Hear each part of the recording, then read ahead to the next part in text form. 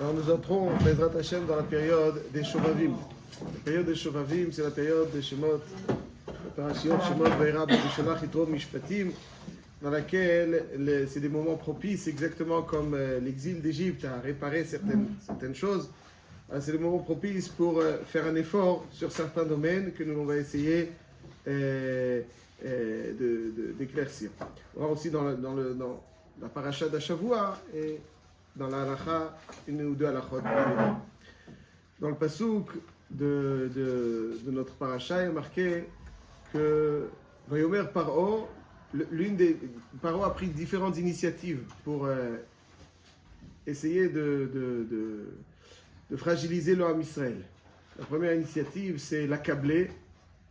Avanitrakmalo, penirbe, veakitikrena milchama. Donc il commence donc avec l'asservissement. Ensuite, il passe au mialedot. Il y a marqué Vayomer Paro, la mialedot aivriot, asher ma'achat, shifra, shenit poa.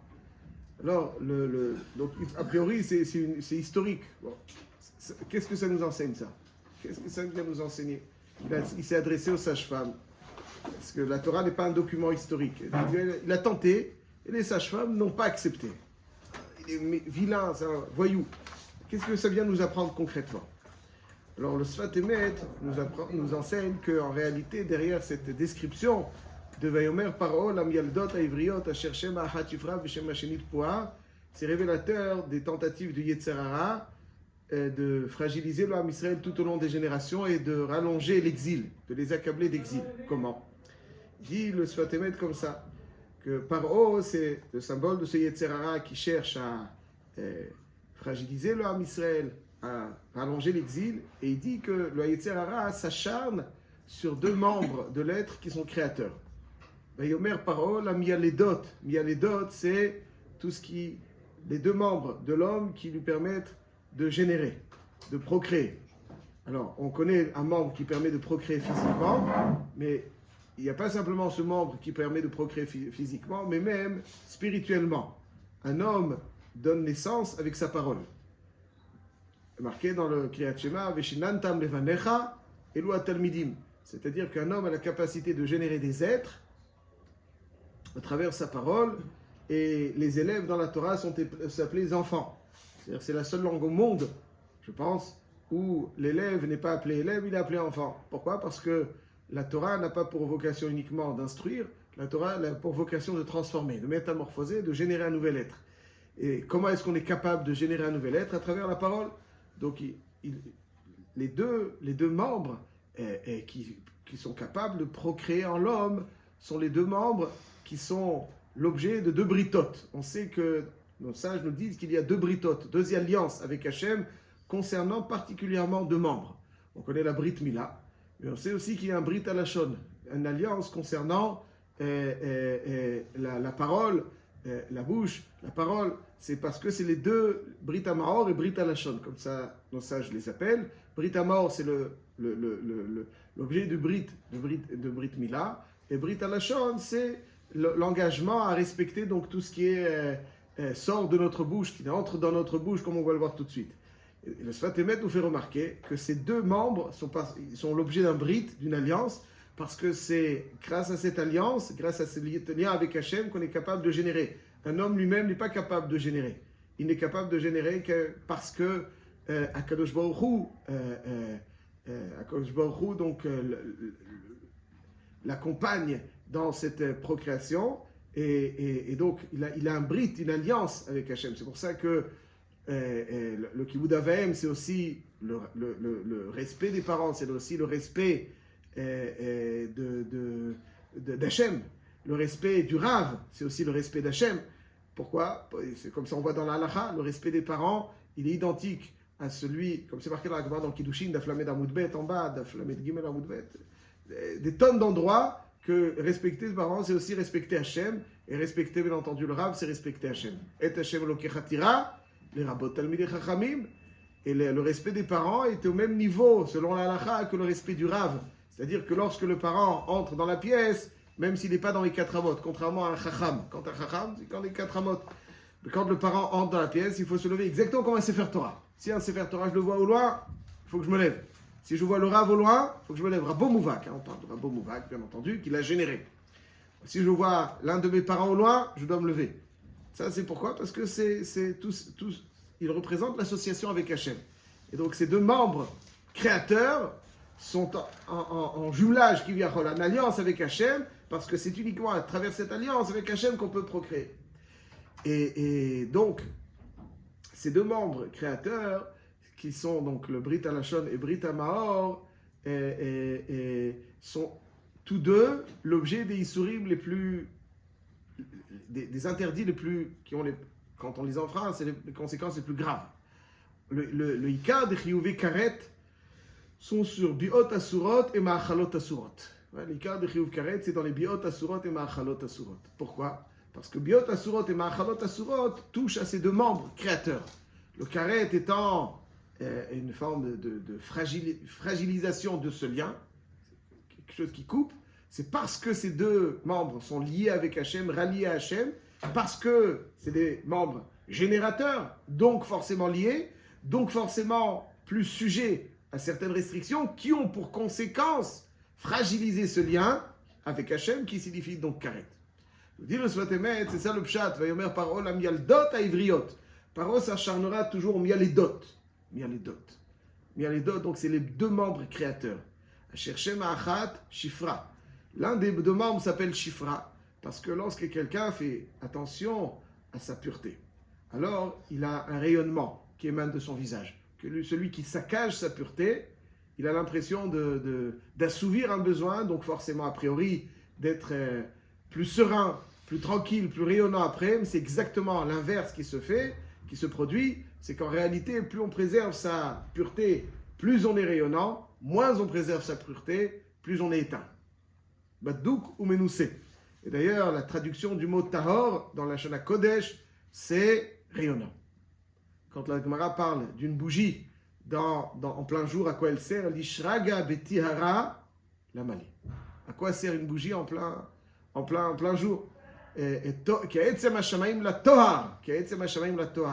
Donc ça veut dire que le Shem Achat Shifra, Shifra c'est la beauté, le rayonnement. Donc quand quelqu'un il veut être beau, il faut qu'il fasse attention à sa pureté. S'il veut être moche, il faut qu'il néglige cette pureté.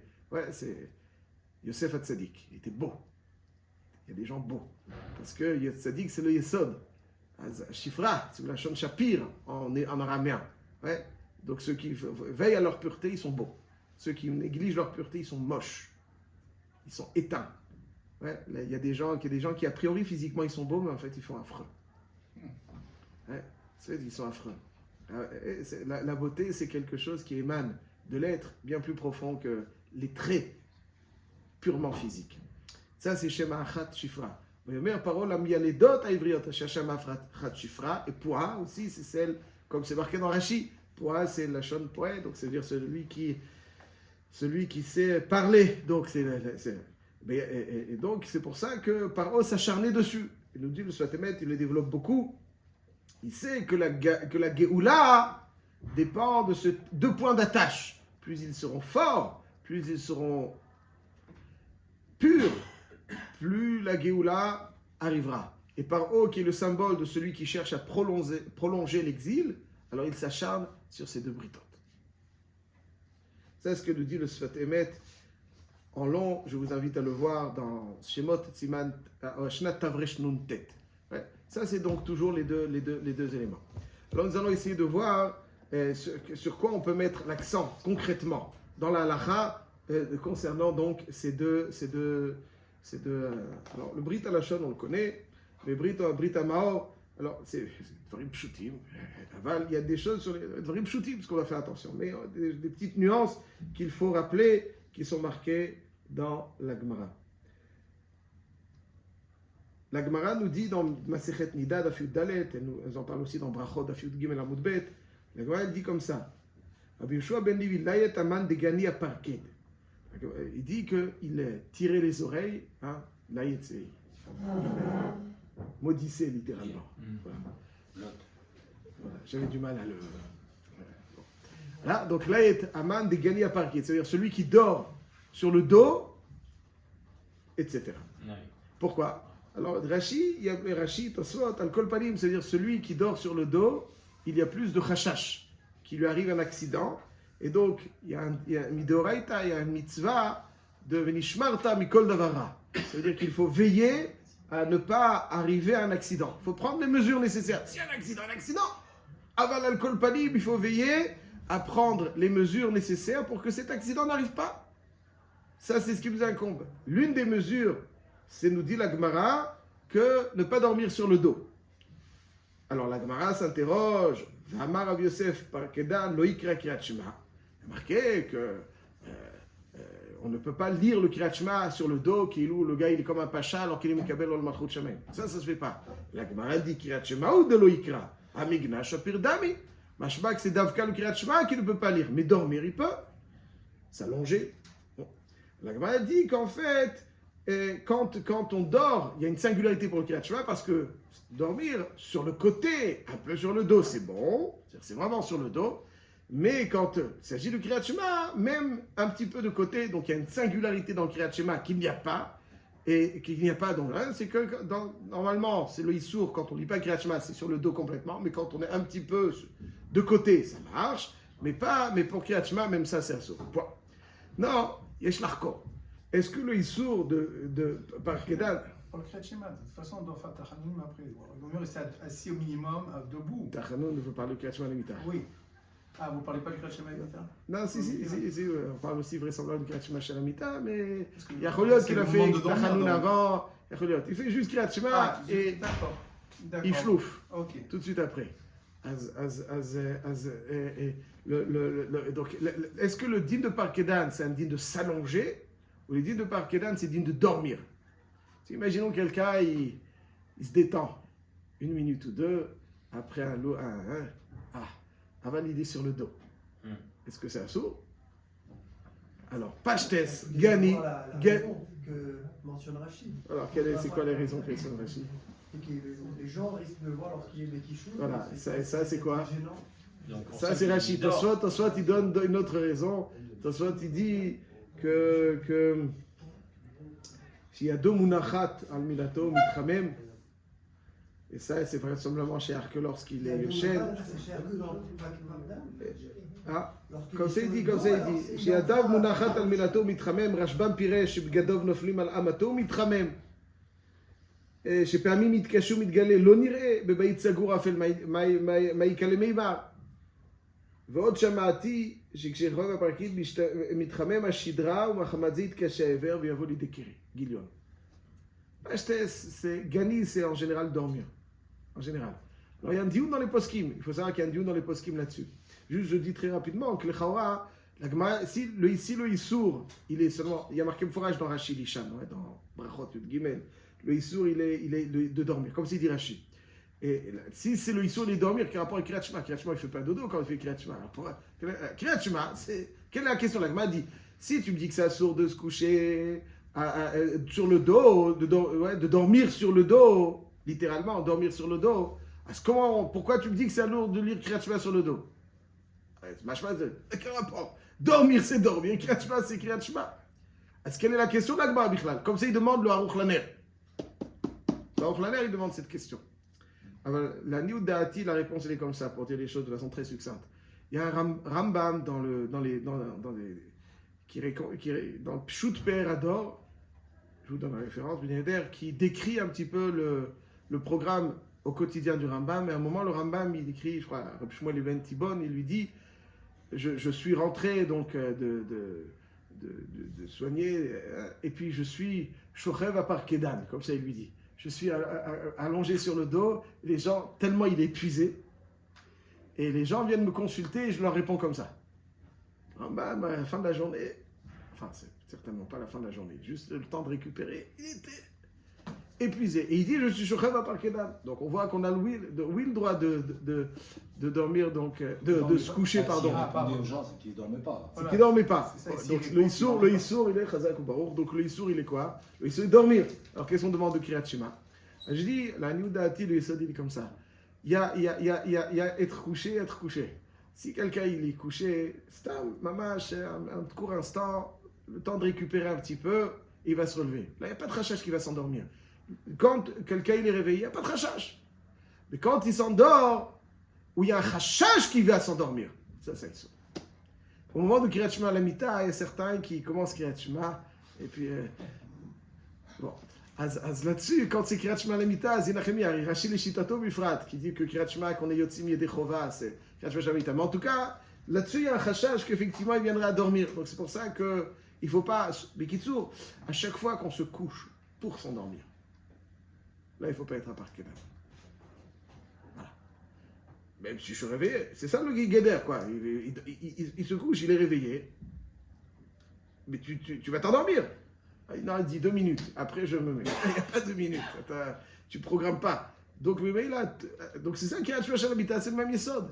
Chez quelqu'un qui n'a pas du tout l'intention de dormir, probablement il ne va pas le faire. Seulement, il n'y a pas de Issour. Donc c'est pour ça que... Alors, il y a Doua, je précise, que le Chazon Ish, après Kanevski le ramène dans Shoné Halachot, il dit... Attends, on fera la prochaine halakha une autre fois. Raphaïm, lui, jamais sur le dos.